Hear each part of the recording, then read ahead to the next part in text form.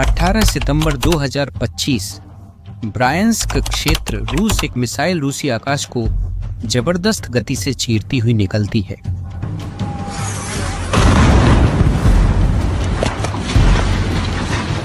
ये अच्छा। इसे हमें दो। कुछ ही सेकंडों में रेशित्सा में एक सैन्य छावनी पूरी तरह से नष्ट हो जाती है। कैमरे सब कुछ कैद कर लेते हैं।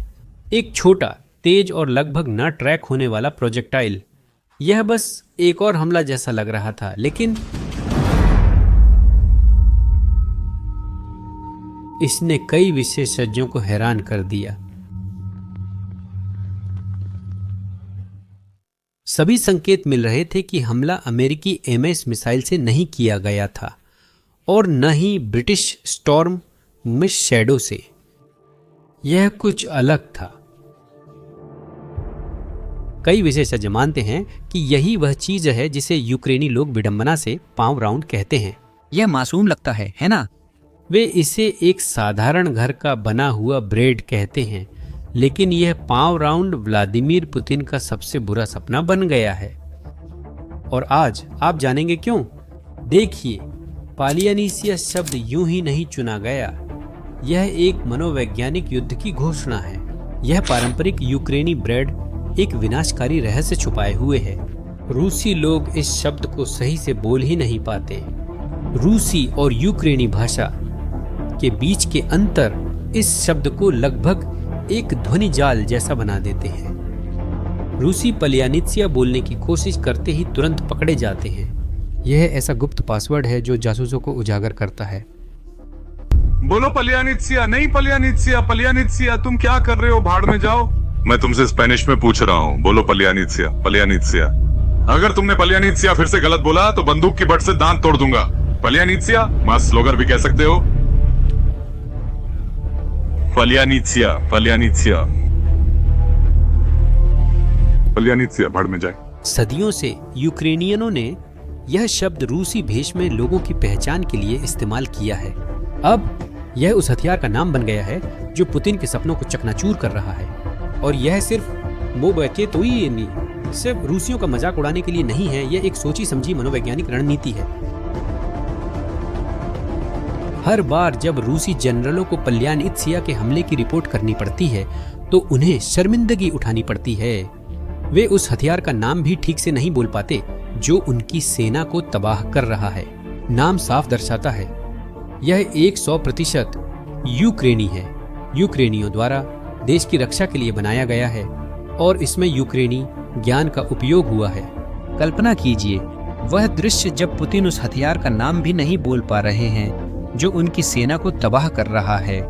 लेकिन जो इस रेडोंडो को वाकई खास बनाता है वह इसका नाम नहीं है। ये उसकी तकनीकी विशेषताएं हैं जो रूसी जनरलों की नींद उड़ा देती हैं। पलियानित्सिया कोई सामान्य ड्रोन नहीं है, न ही यह पारंपरिक मिसाइल है। यह दोनों का मिश्रण है।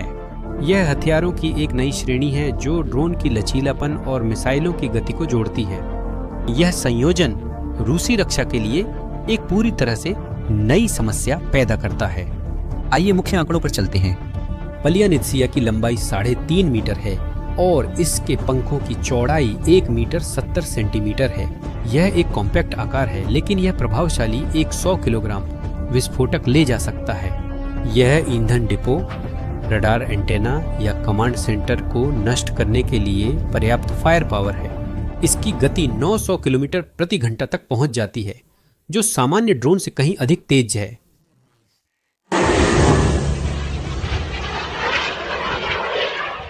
और इसकी रेंज। अच्छा, यही चीजें दिलचस्प हो जाती हैं। 650 से 700 किलोमीटर। इसका मतलब है कि लगभग 20 रूसी सैन्य एयरबेस इसकी रेंज में हैं। हम सिर्फ सीमा क्षेत्रों की बात नहीं कर रहे हैं, हम महत्वपूर्ण लक्ष्यों की बात कर रहे हैं जो रूसी क्षेत्र के अंदर गहराई में हैं। लेकिन गति और रेंज का कोई फायदा नहीं है अगर हथियार लक्ष्य तक पहुंचने से पहले ही गिरा दिया जाए। यहीं पर यूक्रेनी इंजीनियरों ने अपनी बुद्धिमत्ता दिखाई है। उन्होंने रूसी रक्षा प्रणाली की हर कमजोरी का अध्ययन किया और उन कमजोरियों का फायदा उठाने के लिए पलियानित्सिया बनाया। अब इसे ध्यान में रखें, रूसी वायु रक्षा प्रणालियां एक खास सोच के साथ बनाई गई थीं, बड़े, ऊंचे और तेज लक्ष्यों को रोकना, जैसे कि लड़ाकू विमान, बम वर्षक और बैलिस्टिक मिसाइलें।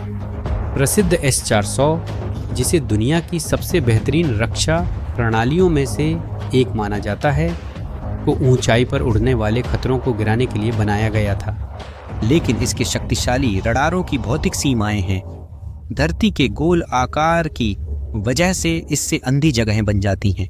जब कुछ बहुत नीचे उड़ता है तो रडार उसे देख नहीं पाते। पलियानित्सिया 15 से 500 मीटर की बहुत नीची ऊंचाई पर उड़ता है, लगभग जमीन छूते हुए।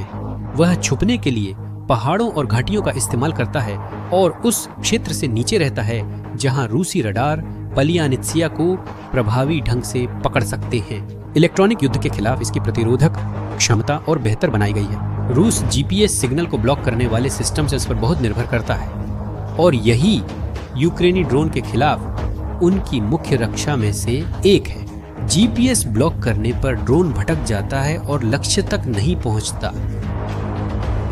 इसी वजह से यूक्रेनी इंजीनियरों ने एक शानदार समाधान तैयार किया है। एक ड्यूल नेविगेशन सिस्टम पलियानित्सिया मुख्य सिस्टम के रूप में इनर्शियल नेविगेशन का उपयोग करता है। और क्या आप जानना चाहते हैं कि इसका क्या मतलब है? यह नेविगेशन बाहरी सिग्नलों पर निर्भर नहीं करता। यह एक बहुत ही उन्नत कंपास की तरह है जो बिल्कुल जानता है कि वह कहाँ है बिना किसी से पूछे। इसे ब्लॉक करना असंभव है। GPS केवल तब सक्रिय होता है जब जरूरत हो। ये तेज और छिटपुट संचार सैटेलाइट से होते हैं ताकि जरूरत पड़ने पर रास्ता सुधारा जा सके। जैसे कोई ड्राइवर जो रास्ते को लेकर संदेह होने पर ही नक्शा देखता है। यह तेज और कभी कभार होने वाला संचार रूसी सिस्टम्स के लिए सिग्नल को पकड़ना और उसमें हस्तक्षेप करना लगभग असंभव बना देता है। यह प्रोजेक्ट का सबसे होशियार हिस्सा है। पलियानित्सिया के हर एक विवरण को किसी न किसी खास रूसी रक्षा को निष्क्रिय करने के लिए सोचा गया है। यह कम ऊंचाई पर उड़ता है ताकि रडार से बच सके, तेज है और इंटरसेप्ट करना मुश्किल है, छोटा है जिससे ट्रैक करना मुश्किल हो, इसकी नेविगेशन ब्लॉक नहीं हो सकती। यह कोई सामान्य मिसाइल नहीं है, यह रूसी रक्षा को खोलने के लिए खास तौर पर बनाई गई एक चाबी है। लेकिन यूक्रेन इतना समय और पैसा अपनी खुद की हथियार विकसित करने में क्यों खर्च कर रहा है? इसका जवाब संयुक्त राज्य अमेरिका में है। ऐसा इसलिए है क्योंकि अमेरिकी सरकार ने एक मंजूरी प्रक्रिया बनाई है जो लगभग यूक्रेन की रूस के क्षेत्र में लंबी दूरी के हथियारों का इस्तेमाल करने की क्षमता को खत्म कर देती है। हर अमेरिकी मिसाइल हमले के लिए यूक्रेन को पेंटागन से अनुमति लेनी पड़ती है और यह अनुमति शायद ही कभी मिलती है। यह प्रक्रिया 2025 वसंत में शुरू हुई थी। तब से यूक्रेनी अनुरोध स्वीकृत नहीं हुए, जिससे संदेह होता है। दो गंभीर समस्याएं हैं। पहली, यूक्रेन अपनी सैन्य स्वतंत्रता खो देता है। उसकी युद्ध संबंधी निर्णय अमेरिकी राजनीतिक हितों पर निर्भर हो जाते हैं। दूसरी, मंजूरी का इंतजार करते हुए जो समय बर्बाद होता है उससे कई लक्ष्य बेकार हो जाते हैं। एक विमान जो आज रनवे पर है वह कल वहां नहीं हो सकता। जासूसी का खतरा भी बना रहता है। जब आपको हमले की योजनाएं मंजूरी के लिए नौकरशाही के पास भेजनी पड़ती हैं, तो रूसी जासूसों के हमले से पहले लक्ष्यों का पता लगाने की संभावना बहुत बढ़ जाती है। यह प्रक्रिया को बेकार बना देता है और अमेरिकी नीति अमेरिका के लिए उचित है। ऐसा इसीलिए है क्योंकि राष्ट्रपति ट्रंप यूक्रेन और रूस के बीच शांति की बातचीत करना चाहते हैं। एक बार सोचिए, जब अमेरिकी मिसाइलें रूसी रिफाइनरियों पर गिर रही हों तो खुद को एक निष्पक्ष मध्यस्थ के रूप में पेश करना मुश्किल है। लेकिन यूक्रेन के लिए यह नीति सैन्य दृष्टिकोण से अस्वीकार्य है। और यहीं पर यूक्रेनी गोल रोटी की बात आती है। पलियानित्सिया इस समस्या को पूरी तरह से हल कर देता है क्योंकि यह एक यूक्रेनी हथियार है। इसे किसी की मंजूरी की जरूरत नहीं है। यूक्रेन एक लक्ष्य की पहचान करता है, मिसाइल को प्रोग्राम करता है और दाग देता है, बिना नौकरशाही, देरी या बाहरी राजनीतिक हस्तक्षेप के। यह तकनीक से सैन्य स्वतंत्रता पुनः प्राप्त करना है। लेकिन पलियानित्सिया अकेला नहीं है। यूक्रेन एक पूरा लंबी दूरी के हथियारों का भंडार बना रहा है, जिनमें से हर एक को एक विशेष प्रकार के लक्ष्य के लिए बनाया गया है। यह विविधता एक समझदारी भरी सैन्य रणनीति है। एक रक्षा प्रणाली जो किसी एक प्रकार के खतरे को रोकने के लिए बनाई गई है, वह अन्य प्रकार के खतरों के प्रति असुरक्षित हो जाती है। FP5 फ्लेमिंगो इस शस्त्रागार का सबसे भारी हथियार है, जिसकी मारक क्षमता 3000 किलोमीटर है। यह लगभग पूरे रूसी क्षेत्र को, जिसमें मॉस्को और यूराल पर्वतों की फैक्ट्रियां भी शामिल हैं, फायरिंग रेंज के भीतर ले आता है। इसका वारहेड जो 1100 किलो का है, अमेरिकी टॉमहॉक मिसाइल के मुकाबले 2.5 गुना बड़ा है। यह एक रणनीतिक डराने वाला हथियार है। सिर्फ इसके अस्तित्व मात्र से ही रूस को किसी भी बढ़ती हुई स्थिति पर दोबारा सोचने के लिए मजबूर होना पड़ता है। लॉन्ग नेपच्यून वही मिसाइल का उन्नत रूप है जिसने काले सागर में रूसी बेड़े के सबसे अहम जहाज मस्कवा को डुबोया था। मूल संस्करण की मारक क्षमता 300 किमी थी और इसे जहाजों पर हमले के लिए बनाया गया था।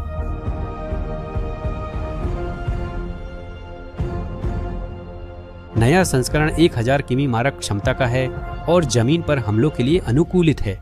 इसकी नेविगेशन प्रणाली को ऐसे सेंसरों से बदल दिया गया है जो जटिल जमीनी माहौल में भी विशिष्ट लक्ष्यों की पहचान कर सकते हैं। यह विविधता रूसी रक्षा प्रणालियों के लिए असंभव समस्या बनाती है। अब एक रूसी वायु रक्षा कमांडर को तैयार रहना होगा। उसे एक ही समय में धीमे ड्रोन, तेज मिसाइल ड्रोन जैसे पल्यानित्सिया, मध्यम दूरी की मिसाइलें जैसे लॉन्ग नेपच्यून और विशाल रणनीतिक मिसाइलें जैसे फ्लेमिंगो के लिए तैयार रहना होगा। हर प्रकार के लिए अलग अलग डिटेक्शन, अलग अलग ट्रैकिंग और अलग अलग इंटरसेप्शन की जरूरत होती है। जब यूक्रेन एक ही समय में कई तरह के हथियारों का इस्तेमाल करके हमले करता है, तो वह रूसियों को असंभव विकल्प चुनने के लिए मजबूर कर देता है। एक S-400 सिस्टम एक नजदीक आते हुए फ्लेमिंगो को ट्रैक करने में लगा हो सकता है, जबकि एक पल्यानित्सिया नीचे से गुजर जाता है। रक्षा प्रणालियां धीमे ड्रोन पर हमला कर रही हो सकती हैं, जबकि एक लॉन्ग नेपच्यून अपने लक्ष्य को भेद देता है। इसे खतरे की संतृप्ति कहा जाता है। यह रक्षा की समस्या को इतना जटिल बना देता है कि कोई न कोई गलती होना अनिवार्य हो जाता है और इसके नतीजे पहले ही दिखने लगे हैं। यूक्रेन के हमलों की मुहिम रूसी युद्ध मशीन को महत्वपूर्ण और बढ़ता हुआ नुकसान पहुंचा रही है। आइए उन आंकड़ों को देखें जिन्हें पुतिन नहीं चाहते कि आप जानें। रूस की कुल तेल को ईंधन में बदलने की क्षमता का 15 से 20% हिस्सा काम नहीं कर रहा है। यह मामूली नुकसान नहीं है। यूक्रेनी हमले दिखाते हैं कि वे बहुत अच्छी तरह समझते हैं कि रिफाइनरी कैसे काम करती है। वे खास तौर पर उन उपकरणों को निशाना बनाते हैं जो जरूरी हैं और जिन्हें बदलना बहुत महंगा है। पश्चिमी प्रतिबंधों के कारण रूस के लिए इन उपकरणों की मरम्मत करना और भी मुश्किल हो जाता है। आर्थिक प्रभाव एक श्रृंखलाबद्ध प्रतिक्रिया है। रिफाइनिंग क्षमता में कमी रूस को बार बार अन्य देशों को पेट्रोल और डीजल बेचने पर प्रतिबंध लगाने के लिए मजबूर करती है। यह पैसे का एक अहम स्रोत खत्म कर देता है। एक ही समय में यह रूस के भीतर ईंधन की कमी पैदा करता है, जिससे कीमतों में वृद्धि और जनता में असंतोष होता है। रूसी डीजल की अन्य देशों को बिक्री 5 वर्षों में सबसे निचले स्तर पर आ गई है, लेकिन इसका असर सिर्फ अर्थव्यवस्था तक ही सीमित नहीं है। सितंबर में यूक्रेनी विशेष बलों ने कालुगा क्षेत्र में S-400 सिस्टम के कुछ हिस्सों को नष्ट कर दिया, जिसमें लॉन्चर और रडार स्टेशन शामिल थे। इससे रूसी वायु रक्षा में छेद होते हैं और अगले हमलों के लिए सुरक्षित रास्ते बनते हैं। यूक्रेनी रणनीति रूस को अस्थिर तरीके से पैसा खर्च करने के लिए भी मजबूर करती है। हर S-400 मिसाइल जो हमले को गिराने के लिए इस्तेमाल होती है, उसकी कीमत लाखों डॉलर होती है। एक पल्यानित्सिया की कीमत 50,000 से 1 लाख डॉलर है, जबकि साधारण ड्रोन इससे सस्ते होते हैं। यह एक आर्थिक थकावट की लड़ाई है। दूसरे शब्दों में, यूक्रेन रूस को सीमित संसाधन खर्च करने के लिए मजबूर करता है, जिसे वह बनाए नहीं रख सकता। और हमलों का पैटर्न कुछ और भी दिलचस्प उजागर करता है। एक बहुत ही अच्छी तरह से समन्वित रणनीति। मैं केवल बदले के यादृच्छिक हमलों की बात नहीं कर रहा। यह एक व्यवस्थित अभियान है जिसका उद्देश्य रूसी सैन्य, आर्थिक और राजनीतिक प्रणालियों में डोमिनोज प्रभाव से पतन लाना है। रिफाइनरियों पर हमले पैसे कम करते हैं और आंतरिक दबाव बनाते हैं। रक्षा प्रणालियों का विनाश भविष्य के हमलों को आसान बनाता है। गोला बारूद डिपो पर हमले रूसी मोर्चे पर उनकी ताकत को कम करते हैं हर हमला इस तरह से योजनाबद्ध है कि वह समस्याएं पैदा करे जो कई गुना बढ़ जाए। तबाह की गई रिफाइनरियां सेना के लिए कम ईंधन का मतलब है, निर्यात से कम पैसा आने का मतलब है, उपकरण खरीदने के लिए कम संसाधन। क्षतिग्रस्त रक्षा प्रणाली का मतलब है भविष्य के हमलों के लिए अधिक असुरक्षा। आंतरिक दबाव का मतलब है युद्ध से संसाधनों को हटाकर रूस के अंदर स्थिरता बनाए रखने में लगाना। यह वही भविष्य है जिसका सामना अब पुतिन कर रहे हैं। अब यूक्रेन केवल अपनी रक्षा तक सीमित नहीं है, वह किसी भी रूसी लक्ष्य पर हमला कर सकता है जिसे वह सैन्य रूप से महत्वपूर्ण मानता है। यह क्षमता संघर्ष के नियमों को पूरी तरह बदल देती है और यहीं हम इस कहानी के सबसे महत्वपूर्ण बिंदु पर पहुंचते हैं। अब जरा सोचिए, भविष्य की बातचीत में यूक्रेन अब ऐसे नहीं आएगा जैसे वह कोई एहसान मांग रहा हो।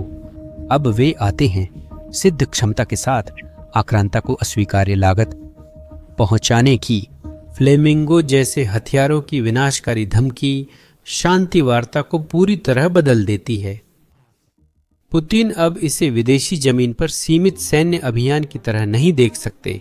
इसके परिणाम सीधे रूस के दिल तक पहुंचते हैं। सबसे महत्वपूर्ण मानितीन बात यह है कि यह क्षमता यूक्रेन को इस युद्ध के बाद उसकी सुरक्षा की बुनियाद देती है। पश्चिमी गारंटी से अलग यूक्रेन के पास रूस को डराने के अपने खुद के तरीके होंगे। भविष्य में किसी भी आक्रामकता का तुरंत जवाब रूसी क्षेत्र पर हमलों से दिया जाएगा।